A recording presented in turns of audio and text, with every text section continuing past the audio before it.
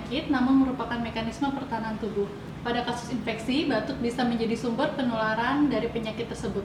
Mari kita simak etika batuk yang benar dan juga cara mencuci tangan yang benar.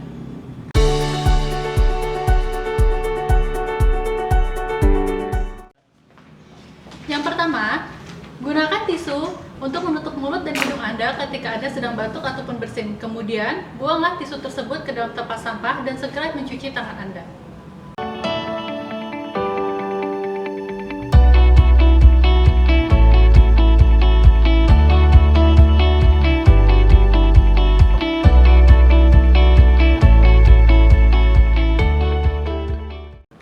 Lalu yang kedua, gunakan siku bagian dalam Anda untuk menutup hidung dan mulut ketika bersin ataupun batuk.